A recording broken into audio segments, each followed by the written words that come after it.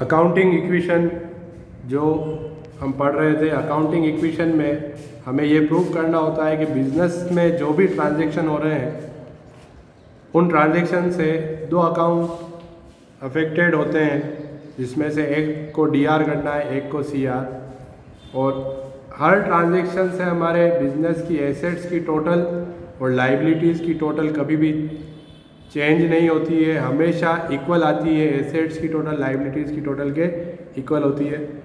तो last video में accounting equation का एक फॉर्मेट बताया था, एक या दो एग्जांपल लेके। आज जैसे 5 जो ट्रांजैक्शन है इनके बेसिस पे अकाउंटिंग इक्वेशन देखते हैं हम। तो फर्स्ट जो ट्रांजैक्शन इसने कहा है, started business with cash ₹2 lakh. तो अकाउंटिंग इक्वेशन बनाते समय हम एक तरफ एसेट्स लिख देते हैं, एक तरफ लाइबिलिटीज़ जो कॉमन एसेट्स होती है हर बिजनेस में। कैश सब बिजनेस में होता है, स्टॉक, डेटर्स जिनको हम क्रेडिट पर गुड सेल करते हैं, और फिक्स्ड एसेट्स मतलब मशीन, फर्नीचर, बिल्डिंग, वो सब इसमें लिख देंगे। और ये एसेट्स की टोटल। इसी तरीके से लाइबिलिटीज़ में फर्स्ट लाइबिलिटी कैपिटल जो ओनर का पैसा होता है, वो बिजनेस के लिए लाइबिलिटी होती है। सेपरेट एंटिटी कंसेप्ट हमने पढ़ा था। क्रेडिटर्स वो पर्सन होते हैं जिनसे उधार माल खरीदा, अदर लाइबिलिटी और टोटल। तो यहाँ पर फर्स्ट ट्रांजैक्शन इसने कहा है कि ओनर ने बिजनेस स्टार्ट किया है 2 लाख रुपए कैश से और 50,000 रुपये फर्नीचर से। तो ट्रांजैक्शन में अपन लिखेंगे ट्रांजैक्शन नंबर 1। तो जब ओनर ने बिजनेस में 2 लाख रुपए कैश और 50,000 का फर्नीचर इन्वेस्ट किया, तो एसेट्स बिजनेस की बड़ी है। कैश 2 लाख रुपए और फर्नीचर जो होता है वो स्टॉक नहीं होता है, फर्नीचर फिक्स्ड एसेट्स होती है। तो फर्नीचर को फिक्स्ड एसेट्स में लिखेंगे। तो 50,000 के जब ओनर ने बिजनेस में कैपिटल इन्वेस्ट करी है, तो 2 लाख रुपए तो बिजनेस में कैश आ गया और 50,000 का फर्नीचर। तो टोटल एसेट्स 2,50,000 रुपये फर्म की है। पर ये पैसा बिजनेस का खुद का नहीं है, ये ओनर का पैसा है। तो ये बिजनेस की लाइबिलिटी बनती है। इस लाइबिलिटी को कहा जाता है कैपिटल। तो लाइबिलिटी में भी 2,50,000 के भले ही बिजनेस में 2,50,000 रुपये एसेट्स आई, लेकिन ये 2,50,000 उसकी लाइबिलिटी भी बनती है कि ये ओनर को देने हैं। तो लाइबिलिटी की टोटल भी 2,50,000। हर ट्रांजैक्शन के बाद हमें इस तरीके से लाइन खींच के न्यू इक्वेशन लिखना है कि आज की तारीख में क्या स्थिति फर्म की है। तो 2 लाख रुपए फर्म में कैश पड़ा हुआ है। जैसे हम बैंक से 1 लाख रुपए लोन लेके आते हैं, तो हमारे पास 1 लाख रुपए कैश आया तो वो एसेट्स तो हुई, लेकिन साथ ही साथ लाइबिलिटी भी हो जाती है कि पैसा देना है वापस। तो 2 लाख रुपए कैश है, 50,000 रुपये का फर्नीचर है, 2,50,000 एसेट्स, और ये 2,50,000 ही लाइबिलिटी के ओनर का पैसा वापस देना है हमको फ्यूचर में। तो ये जो टोटल है, ये टोटल और ये टोटल हमको हमेशा प्रूफ करनी है कि इक्वल रहेगी। पांचों ट्रांजैक्शन जब हम लिखेंगे उसके बाद भी ये दोनों टोटल अलग नहीं आएगी, जो यहाँ आएगा वही इस तरफ आएगा। तो ट्रांजैक्शन नंबर सेकंड हम देखते हैं। तो सेकंड ट्रांजैक्शन में उसने कहा है परचेज्ड मशीनरी 40,000। तो मशीन परचेज करी, तो यहाँ भी गुड्स परचेज नहीं हुआ है, मशीनरी फिक्स्ड एसेट्स होती है। मशीन जब परचेज की जाएगी तो कैश कम हुआ है हमारा 40,000। तो 40,000 कैश में से लेस हो गए, लेकिन एसेट्स जो फिक्स्ड एसेट्स है वो बढ़ गई 40,000 से। तो 40,000 से हमारी एसेट्स कम हुई, कैश गया, लेकिन 40,000 एसेट्स आ गई।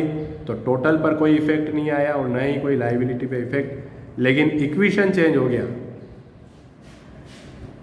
न्यू इक्वेशन ये हो गया कि फर्म के पास अब कैश 1,60,000 रुपये रहा, कैश कम हो गया। स्टॉक डेटर्स पे भी कोई इफेक्ट नहीं है क्योंकि माल खरीदा और बेचा नहीं है अभी तक। फिक्स्ड एसेट्स जो 50,000 रुपये फर्नीचर था, उसमें 40,000 की मशीन भी जुड़ गई, तो हमारी फिक्स्ड एसेट्स हो गई 90,000, लेकिन टोटल 2,50,000 ही है। इस तरफ से भी 250 और इस तरफ से भी 250 आएगा। कैपिटल 250 ही है, कोई चेंज नहीं हुआ। जिसमें चेंज नहीं होता है उसको यूं का यूं हम राइट डाउन करते हैं 250। तो देखो वापस जो टोटल है वो 250 दोनों तरफ इक्वल है। अब देखेंगे transaction number 3, goods purchased on credit. अब क्रेडिट पर गुड्स परचेज किया है तो हमें कैश में देखना है, तो कैश में कोई भी इफेक्ट नहीं आएगा क्योंकि क्रेडिट परचेज हुई, कैश हमारे पास से नहीं गया। स्टॉक 30,000 रुपये से बढ़ जाएगा। जब हम परचेज करते हैं तो हमारा स्टॉक इंक्रीज होता है, तो स्टॉक 30,000 रुपये आ गया।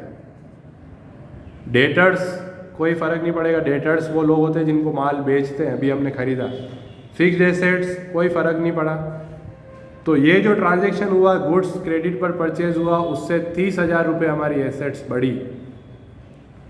कैपिटल ओनर के टुवर्ड्स कोई लाइबिलिटी नहीं हुई, लेकिन क्रेडिटर्स हमारी एक लाइबिलिटी बढ़ गई कि जो लोग हमसे पैसा मांगते हैं वो 30,000 रुपये बढ़ गए, लोग हमसे 30,000 रुपये मांगने लग गए। तो यहाँ भी टोटल में 30,000 का इफेक्ट आएगा। और अब हम जब न्यू इक्वेशन बनाएंगे तो न्यू इक्वेशन में कैश 1,60,000 क्योंकि चेंज नहीं हुआ था, स्टॉक 30,000 से बढ़ गया, फिक्स्ड एसेट्स यूँ की यूँ 90 की 90 है। तो जो हमारी टोटल थी एसेट्स वो बढ़ के 280 हो गई। 2,80,000 इधर से भी टोटल आ रही है, इस तरफ से भी आ रही। कैपिटल पर कोई फ़र्क नहीं पड़ा था, 250। लाइबिलिटी हमारी एक्सटर्नल बढ़ी थी, क्रेडिटर्स को पैसे देने हैं तो लाइबिलिटी भी 280।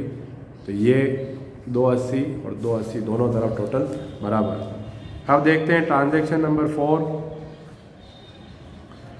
Sold goods on cash. Cash में गुड्स सेल किया, तो यहाँ पर जब हम कैश में माल बेचते हैं तो कैश आता है, तो प्लस हो जाएगा कैश में 20,000। और जब गुड्स हमने बेचा है तो गुड्स कम हुआ है तो स्टॉक हमारा लेस हुआ, 20,000 स्टॉक गया। तो कैश आया, स्टॉक गया, टोटल पर कोई फ़र्क नहीं पड़ा कि एक एसेट्स आई एक गई, पर इक्वेशन ज़रूर चेंज होगा। तो न्यू इक्वेशन,